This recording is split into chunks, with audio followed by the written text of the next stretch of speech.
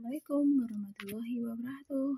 Oke teman-teman, ini teman-teman, hari ini aku pengen makan bakwan sayur crispy teman-teman. Dan ini aku udah bikin ya teman-teman. Dan kemarin tuh aku belanja di Taiwan ya, toko Taiwan maksudnya, sambil buang sampah nggak bawa uang. Terus aku tuh masih hutang teman-teman, tahu nggak? Nih masih hutang. Oh masih hutang, belum aku bayar. Teman-teman jangan di sini tuh.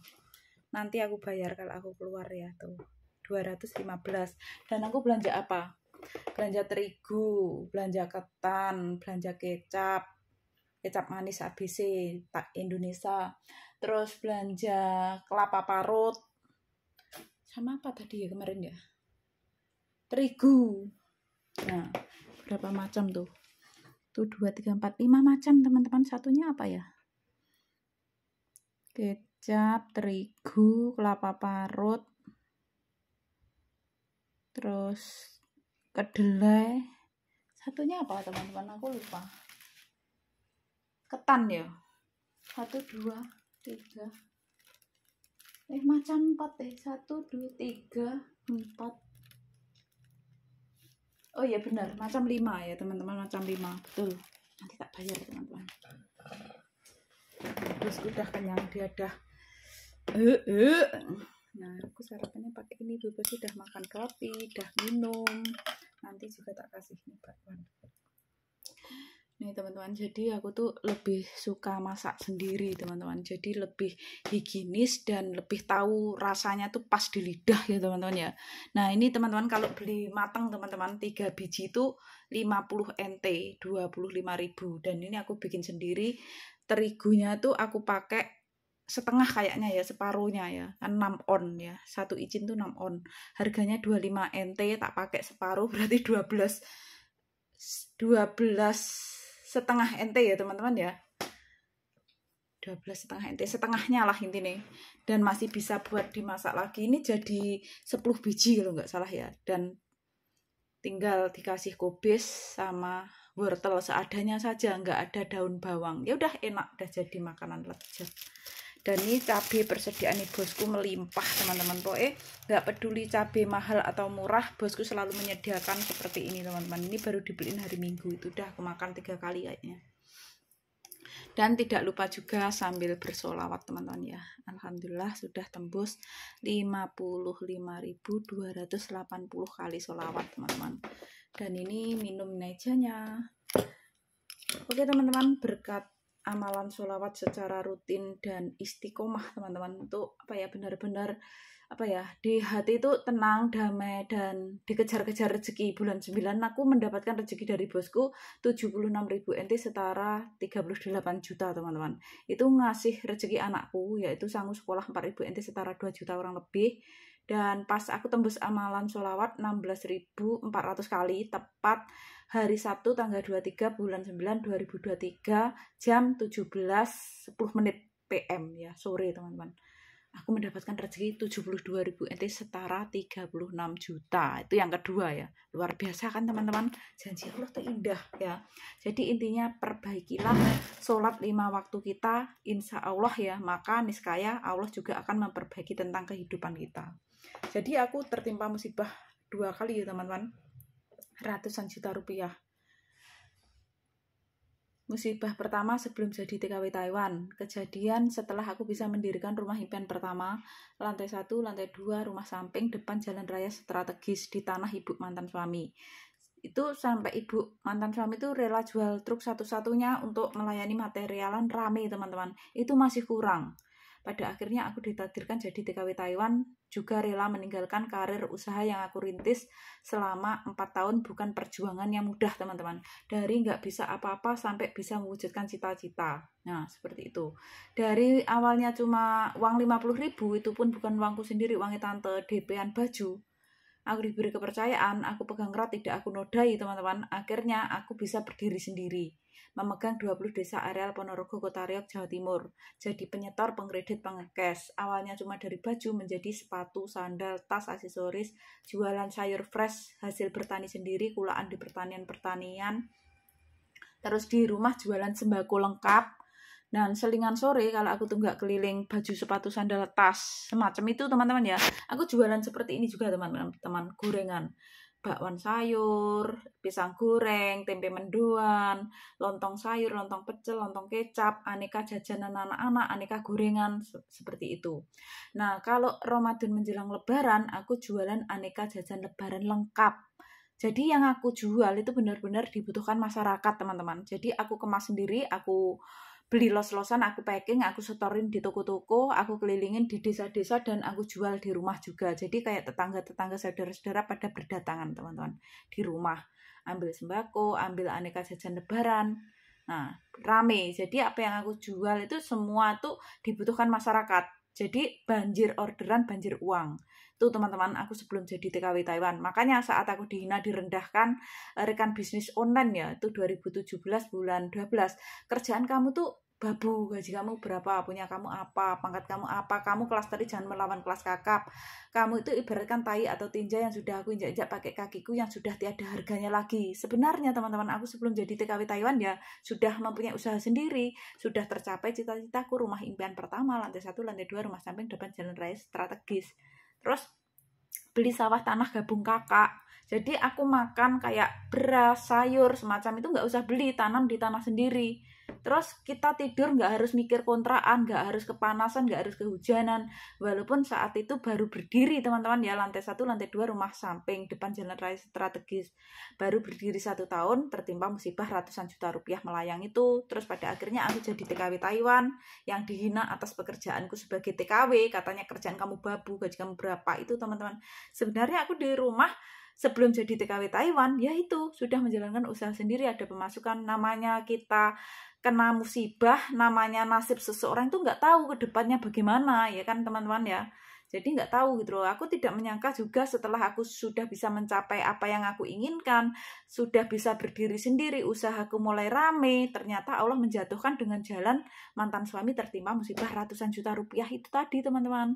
Ibu mertua jual truk masih kurang, akhirnya aku rela meninggalkan usaha dan karirku juga. Dan yang aku rintis 4 tahun bukan perjuangan yang mudah. Aku sambil gendong anakku nyetir usia 1 tahun, anakku 2008, kurang lebih usiaku 22 tahun. Gitu teman-teman ceritanya. Dan alhamdulillah tabarakallah, dalam tempo 14 bulan kontrak pertama, yaitu kan aku 2013 bulan 3 masuk Taiwan. Itu teman-teman aku bisa bangkit kembali, bisa lipat kali lipat dari yang sudah hilang. Yaitu dengan cara apa? Aku diajak bosku untuk buka ATM rekening pos Taiwan. Aku punya uang 200 NT, nggak ada 100.000 tahun 2015. Bosku tuh bengong.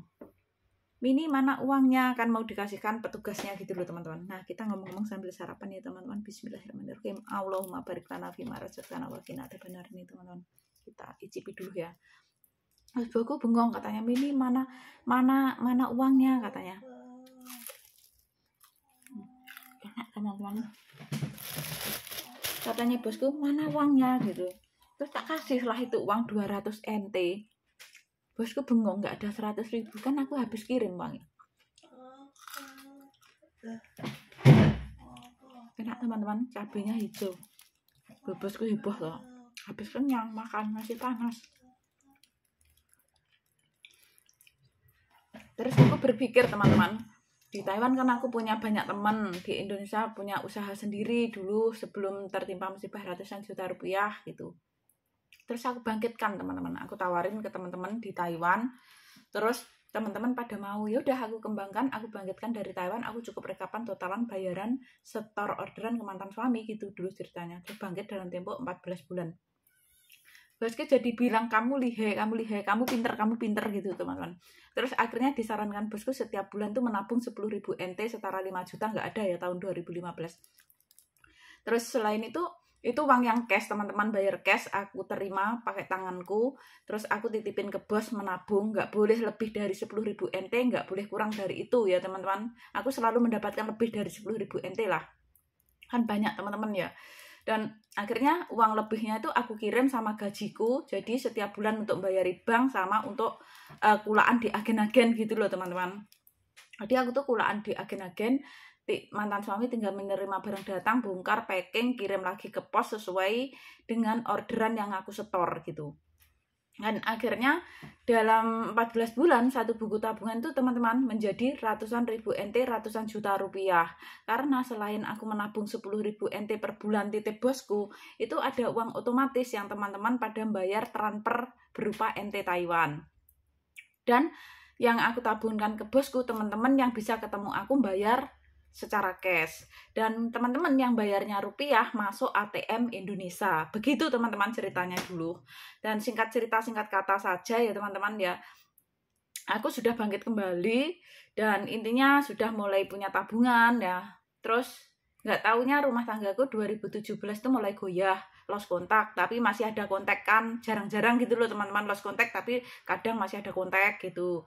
Terus akhirnya kita 2019 itu aku cuti kedua ya, kan seharusnya finishku tuh bulan 3, aku tuh ambilnya di bulan 5. Nah kita rujuk sama mantan suami kan. Ya udah aku pulang ke rumah impianku yang pertama itu, rencananya aku mau pulang ke rumah ibuku pas aku belum bangun rumah kedua teman-teman. Terus akhirnya itu kan bulan 5 tanggal 25 2019 ya teman-teman. Berarti bulan 6 aku tuh di rumah lebaran di Indonesia. Terus aku bulan 6 tanggal 27 kalau enggak 26 ya, itu balik ke Taiwan. Kita kan rumah tangga nih rujuk kembali, jadi kita masih kontakkan baik-baik saja. Itu 2 bulan mulai kita goyah lagi gitu loh teman-teman, mulai agak ada mulai tidak baik-baik lagi gitu, terus lost kontak lagi. Terus akhirnya aku tuh sudah mempunyai niatan untuk beliin mobil mantan suami gitu loh. Terus kita kan jalankan usaha, aku di Taiwan juga dulu ada admin gitu, temanku yang Semarang Jawa Tengah itu yang aku percaya gitu loh teman-teman. Nah kita kan mau kirim uang ya ke Indonesia, tuh uangnya bertiga, uangku, uangnya tante mantan suami, uangnya temanku Ngawi, tapi paling banyak uangku teman-teman. Nah total uangnya berapa? 266 juta ya kan. Mau aku kirim ke Indonesia, kirimnya lewat toko Indo. Saat itu toko Indo nggak bisa teman-teman. Nah temenku yang orang Semarang Jawa Tengah Kota Mijen namanya Tri Ratnaningsih, panggilan di Taiwan Ana, di Semarang Nana, yang dulu tuh ngakunya gadis ternyata sudah janda teman-teman, dan punya cowok lajang tapi sekarang udah nikah, punya anak 2 kayaknya. Pulang itu cuti itu nikah 2019 bulan 11 tanggal 15 dia cabut dari Taiwan. Dan akhirnya aku ditawarin jasanya bisa bantuin kirim uangku gitu loh ke Indonesia. Ya oke lah kan gitu. Namanya aku sudah percaya, biasanya nggak seperti itu gitu. Dia itu amanah gitu loh teman-teman, pegang uangku ratusan juta pun amanah gitu loh. Aku kasih kepercayaan. Terus aku nggak ada pemikiran negatif gitu. Nah ternyata uang itu nggak dimasukkan ke tujuan ATM-ku, justru dimasukkan di ATM adiknya dengan alasan ATM HP hilang. Katanya ibunya, yang ibunya sakit stroke itu ya teman-teman.